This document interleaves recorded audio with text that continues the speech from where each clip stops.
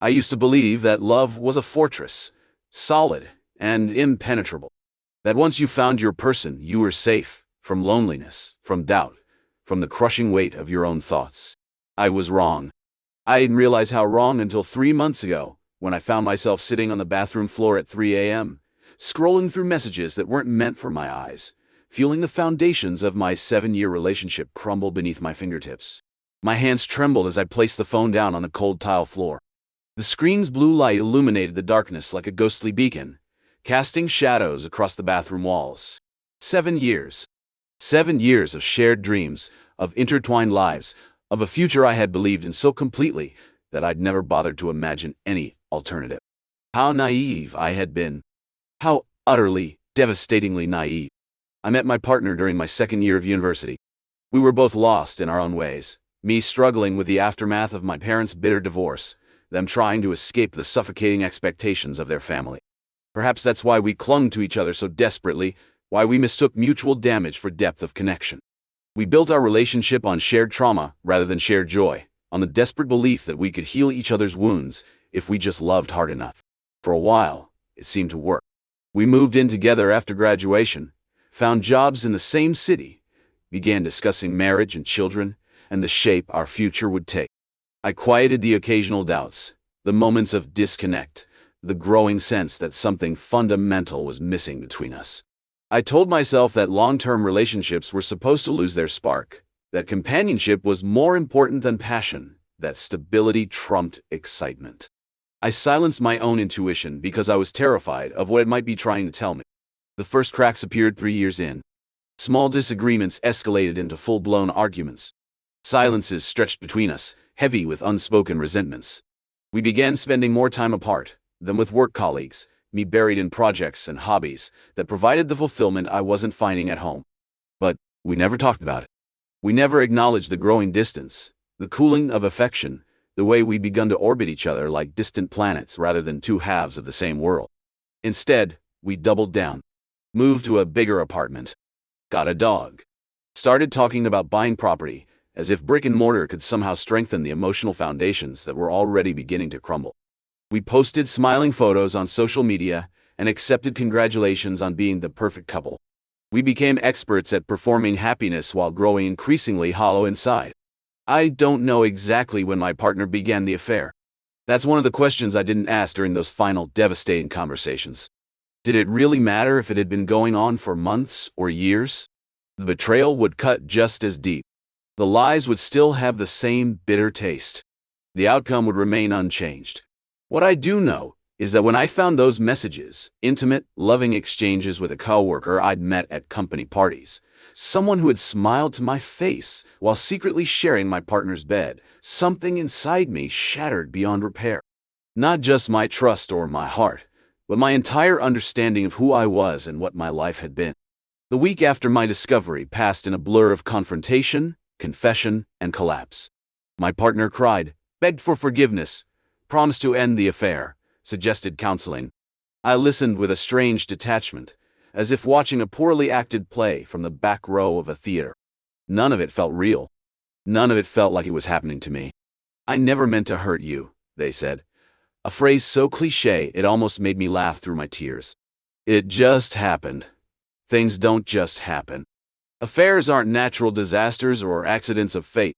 They're series of choices, hundreds of small decisions to betray, to lie, to prioritize momentary desire over long-term commitment. Each text message was a choice. Each secret meeting was a choice. Each time they came home to me, kissed me with lips that had been pressed against someone else's skin, and said I love you, that was a choice too. I moved out the next day, taking only what I could fit in my car. I left behind furniture we'd chosen together, photos of happier times, the life we'd constructed with such careful attention to detail. I took a hotel room, and then, when that became too expensive, moved temporarily into my friend's spare bedroom. I called in sick to work, unable to face colleagues who might ask innocent questions about my weekend plans or comment on how tired I looked. I couldn't bear the thought of my voice breaking, of tears spilling over in the middle of a mundane conversation about project deadlines. The physical symptoms of heartbreak took me by surprise. The constant nausea. The inability to eat. The bone-deep exhaustion coupled with complete insomnia. The way my chest physically ached, as if my heart was literally breaking rather than metaphorically wounded. I lost 12 pounds in 3 weeks. My skin broke out. My hair started falling out in the shower. Grief manifested in my body in ways I hadn't anticipated and couldn't control. Even more surprising was the shame. I felt humiliated, as if the betrayal was somehow a reflection of my worth, my desirability, my fundamental value as a human being. I replayed every moment of our relationship, searching for the warning signs I must have missed, the clues that should have alerted me to the fact that I wasn't enough. I obsessed over the other person. Were they more attractive? More interesting? More sexually adventurous? What did they have that I lacked? My friends rallied around me with wine and sympathy and repeated assurances that I deserved better. They meant well, but their words slid off the surface of my pain without penetrating. How could I believe I deserved better when the person who knew me most intimately had decided I wasn't worth basic honesty? How could I trust my own judgment when I'd been so catastrophically wrong about the most important relationship in my life? At night, alone in my borrowed bed, I would scroll through old photos, looking for signs of the deception that must have been happening right before my unseeing eyes. There we were at my friend's wedding, my partner's arm around my waist, both of us smiling. There we were on vacation, watching the sunset from a cliffside restaurant. There we were at family Christmas, matching sweaters and genuine seeming happiness. Had it all been a lie? Or had something real deteriorated so gradually that its disappearance went unnoticed until it was too late? My phone would light up with texts from my partner. Apologies, explanations, pleased to talk, to meet, to try again. Sometimes, in moments of weakness, I responded. Those conversations always ended the same way, with me feeling more confused, more hurt, more certain that there was no path forward that didn't lead straight through the heart of my own self-betrayal. I still love you, they would say. And maybe that was the most painful truth of all, that love wasn't enough. That you could love someone and still destroy them. That love without respect, without honesty, without true partnership, was worse than no love at all. 1 month after moving out, I found my own apartment, a small studio in a part of town we'd never frequented together. I bought new furniture, chose different colors than the ones we'd agreed on for our shared space, played music they had always hated while I unpacked my boxes. I was attempting to create a life untainted by memories, a space where I could begin to remember who I had been before us. It didn't work. The emptiness followed me. It woke with me in the morning and accompanied me through my days like a shadow. It sat beside me on the couch at night and lay next to me in my new, too large bed. Sometimes I caught myself speaking to it out loud, explaining my choices at the grocery store, commenting on a TV show, sharing a thought that had occurred during my commute. 7 years of having someone to share the minutiae of life with had left me unable to process experience in silence. I deleted my social media accounts, unable to bear the performance of okayness that seemed required. I couldn't stand the thought of posting starting a new chapter, or some equally artificial declaration of strength and resilience. I wasn't strong. I wasn't resilient. I was hollowed out, moving through the world by muscle memory alone, a ghost haunting the periphery of other people's actual lives. The questions haunted me most at night. Why wasn't I enough? What was wrong with me that made them look elsewhere? Had they ever truly loved me? Or had I been a convenient placeholder, a way to avoid loneliness until something better came along? These thoughts circled like vultures, picking at the carcass of my self-esteem until there was nothing left but bones. I started therapy, finally admitting that I couldn't navigate this wasteland alone. My therapist was kind but firm, challenging my tendency to shoulder all the blame for the relationship's failure. Betrayal says more about the betrayer than the betrayed, she told me during one particularly tear-soaked session. Their choices reflect their character, not your worth. Intellectually, I understood this. Emotionally, the message couldn't penetrate the armor of my self-recrimination. If I could believe it was my fault, that I had been insufficiently attractive, attentive, interesting, or loving, then I could also believe that I could fix myself, become better, and ensure no one would ever hurt me this way again. The alternative, accepting that we are all vulnerable to others' choices, regardless of our own worthiness, was too terrifying to contemplate. 3 months into my new life, I ran into my partner at a coffee shop. I had been careful to avoid our old haunts, but this place was new, far from our shared territory. The universe, it seemed, had a cruel sense of humor. They looked different somehow, thinner, older, their eyes lacking the spark I'd once found so captivating. We exchanged awkward pleasantries. They asked about my job, my family, whether I was doing okay. I smiled and nodded and answered in vague, empty phrases while my heart hammered so loudly I was certain everyone in the cafe could hear it. "I miss you," they said as I turned to leave, the words stopping me cold. I looked back at them, this person I had once known better than myself, this stranger who had held my heart and future in their hands, and felt nothing. Not anger, not longing, not even pain.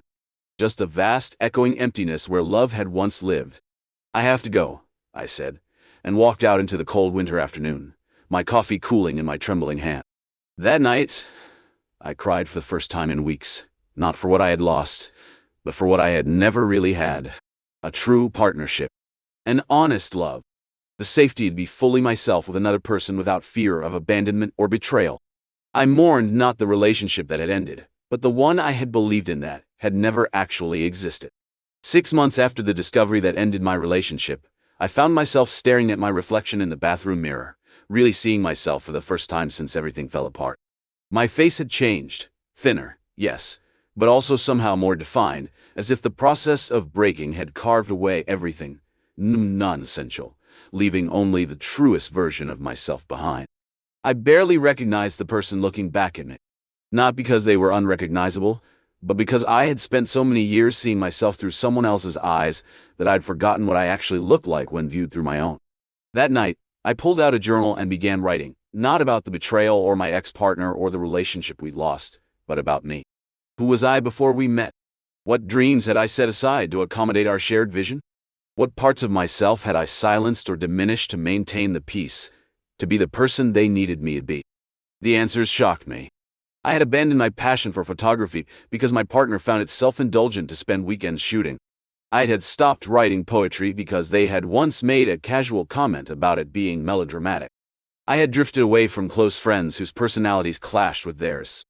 I had even changed the way I dressed, the music I listened to, the books I read, small compromises that seemed insignificant in isolation, but when viewed collectively, amounted to a kind of self-erasure.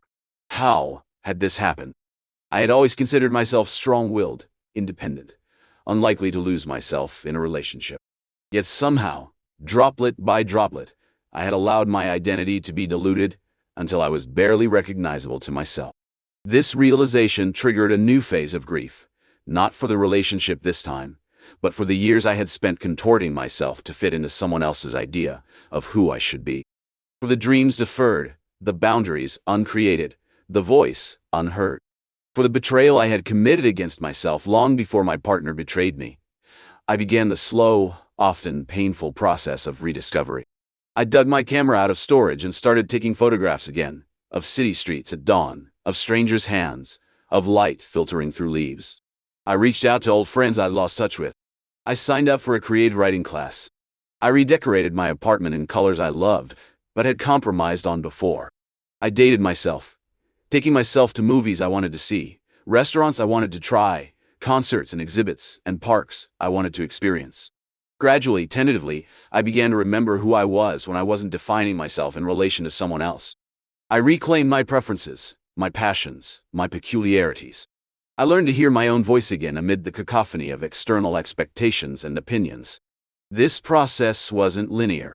There were days when I backslid into self-doubt, when I questioned every choice and preference, wondering if they were truly mine or just reactions against what had come before. There were nights when loneliness crashed over me like a wave, when I missed not my ex-partner specifically, but the comfort of having someone who knew my routines, my history, my small daily victories and defeats. During one therapy session, I confessed my fear that I was fundamentally unlovable, that anyone who truly knew me would eventually find me lacking, just as my partner had. "You're assuming they knew the real you," my therapist said gently. "But from what you've described, you never gave them, or yourself, that chance." Her words hit me with the force of revelation. How could someone truly love me if I had never fully shown up in the relationship? If I had presented only a curated, people-pleasing version of myself rather than the complex, sometimes contradictory reality? Perhaps the greatest tragedy of my relationship wasn't that it ended in betrayal, but that it had never contained the complete truth of who either of us really was. 9 months after moving out, I received an email from my ex-partner. They were moving to another state for a job opportunity. They wanted to meet one last time to find closure before they left. My immediate impulse was to agree. Part of me still seeking validation, resolution, perhaps even an apology more genuine than the tearful, self-serving ones offered in the immediate aftermath of discovery. Instead, I sat with the request for 3 days, examining my motivations, listening to my intuition rather than my insecurities. Finally, I replied with a simple message wishing them well in their new location, but declining the meeting. I don't believe closure comes from external sources, I wrote. It's something I need to find within myself. After sending the email, I expected to feel regret or doubt. Instead, I felt something unfamiliar, pride. Not in any grand accomplishment, but in the simple act of honoring my own needs above the pull of familiar patterns. For the first time since the relationship ended, perhaps for the first time in my adult life, I had chosen myself without qualification or apology. The 1-year anniversary of my relationship's end arrived with less fanfare than I had anticipated. I had expected to mark the date with some significant emotional reaction, deep sadness perhaps, or anger rekindled. Instead, I woke that morning with a feeling that took me several minutes to identify: peace. Not happiness exactly, but a quiet contentment, a sense of having survived something I once thought would destroy me. I spent the day alone by choice, hiking a trail I'd discovered during my months of solitary exploration. As I climbed higher up the mountainside, I reflected on the year's journey, not just the pain and loss, but the unexpected gifts that had emerged from the wreckage. The rediscovery of forgotten passions. The deepening of friendships with people who loved me for exactly who I was, not who they needed me to be. The growing trust in my own perceptions and instincts. The slow, painstaking construction of boundaries strong enough to protect my heart without walling it away completely. At the summit, I sat on a sun-warmed rock and looked out over the valley below, struck by how different things appeared from this vantage point. The problems that had once seemed overwhelming now looked manageable. The future that had once appeared bleak now held possibilities I couldn't have imagined in the depths of my grief.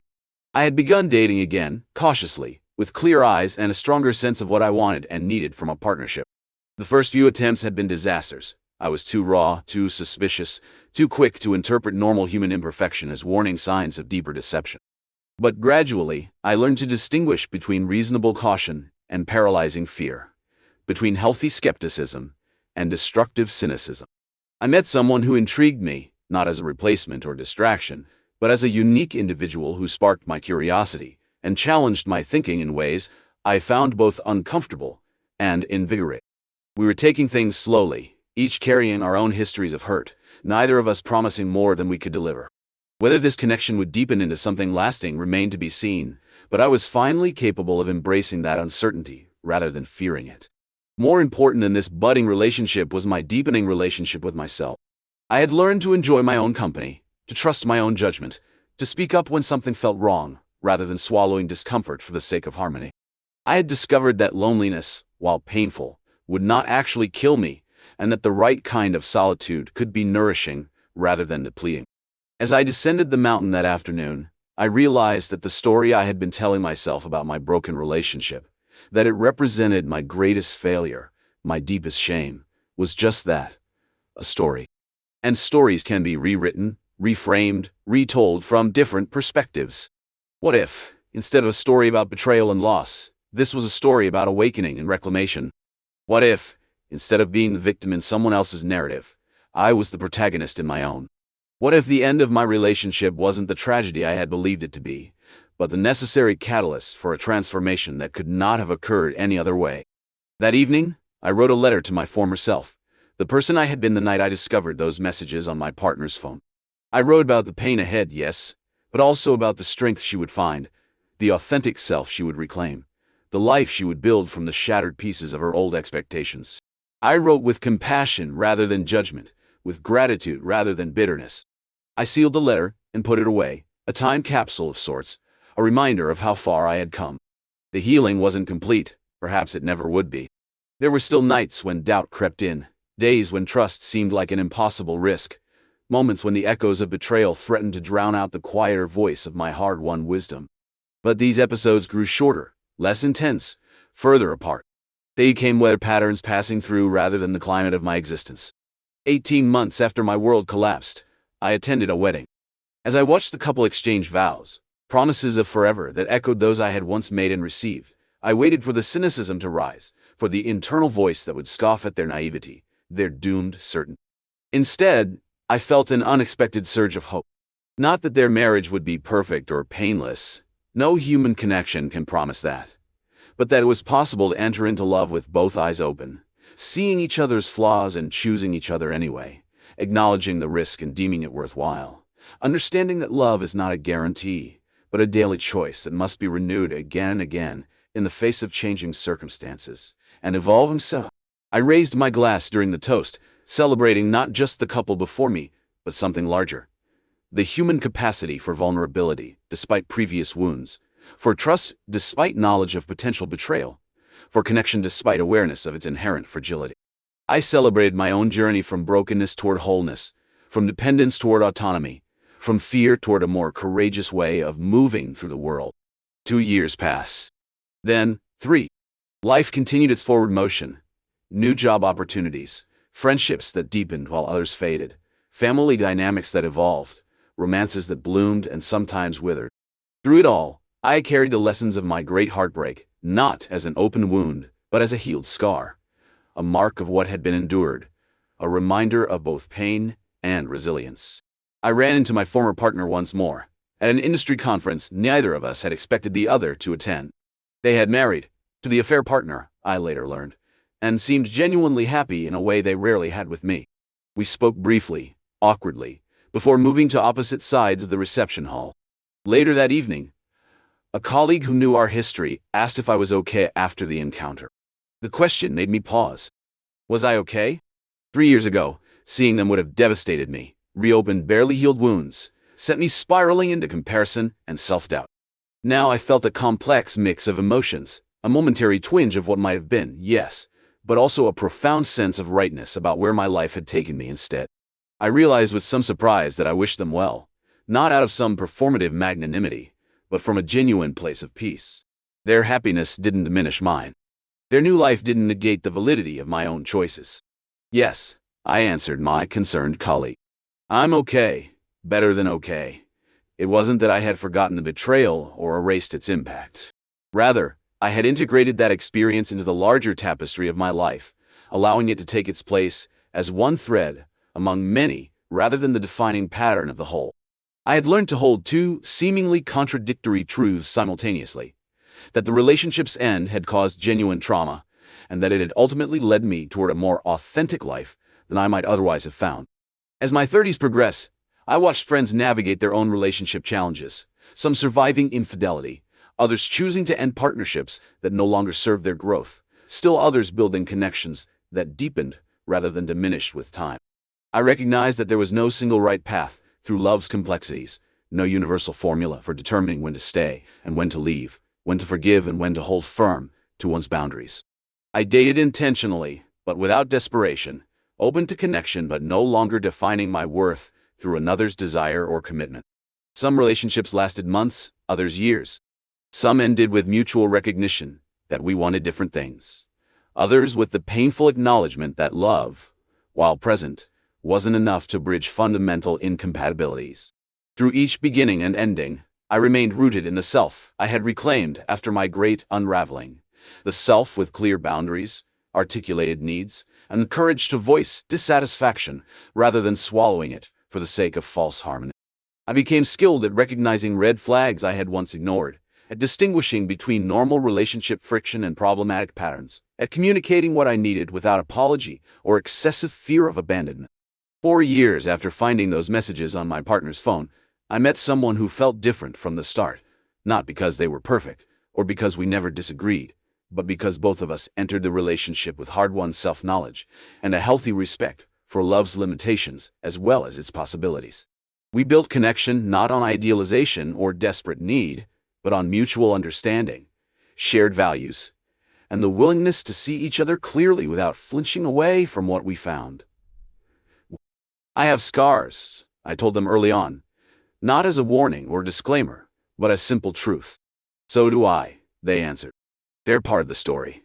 As our relationship deepened, I discovered that trust isn't something you simply have or don't have. It's a practice, a muscle that strengthens with use, a choice remade countless times in large moments and small. I learned that vulnerability, while frightening, is also the gateway to the kind of intimacy I had always craved, but never fully experienced in my previous relationship. Sometimes, late at night, I still think about those darkest days after the discovery. The bathroom floor, the unrelenting pain, the certainty that I would never feel whole again. I remember the person I was then with compassion rather than pity, with gratitude for her resilience rather than embarrassment at her brokenness. Without her courage to face that devastation, to sit with that unbearable pain rather than numbing or avoiding it, I wouldn't be who I am today, someone capable of deeper love, precisely because I have experienced its absence, someone more attuned to authenticity, because I've lived the hollowness of its opposite. The betrayal that once defined me has become simply one chapter in a much longer, richer story, a turning point rather than an ending, a breakdown that enabled breakthrough. The pain hasn't disappeared completely, it has transformed, becoming less a source of suffering and more a wellspring of wisdom, empathy, and hard-earned self-knowledge. I no longer ask why wasn't I enough, because I understand now that the question itself was flawed, based on the false premise that another person's actions determine my inherent worth. The truth, that we are all enough exactly as we are, and that someone else's inability to recognize or honor that has everything to do with their limitations and nothing to do with our value, seems obvious now, though it took years of inner work to fully embody this understanding. If I could speak to that younger self, curled on the bathroom floor with her world collapsing around her, I would tell her this: the breaking is not the end. The emptiness will not last forever. The pain that feels unbearable is actually the beginning of your remaking. Trust the process. Trust yourself. The person you will become through this crucible will be stronger, wiser, more compassionate, and more authentically you than you can possibly imagine from where you stand now. I would tell her that one day, the betrayal will be just one fact among many about her life, significant but no longer defining. That she will learn to love again, others, yes, but more importantly, herself. That the fortress she believed in wasn't love at all, but a fragile construction built on mutual need and fear of loneliness. Real love, I would tell her, isn't a fortress but a garden, requiring attention and care, vulnerable to seasons and storms, always evolving, never finished or perfect, but alive with possibility and beauty, precisely because of its impermanence, rather than despite it. 5 years after what I once thought was the end of my world, I understand that it was actually the beginning of a truer, more authentic life, one built not on illusions of perfect love or happily ever after, but on the messier, more meaningful reality of human connection, with all its limitations and possibilities. The betrayal that once broke me open has in the end allowed more light to enter than I ever thought possible. And for that unexpected gift, paradoxically, I am grateful.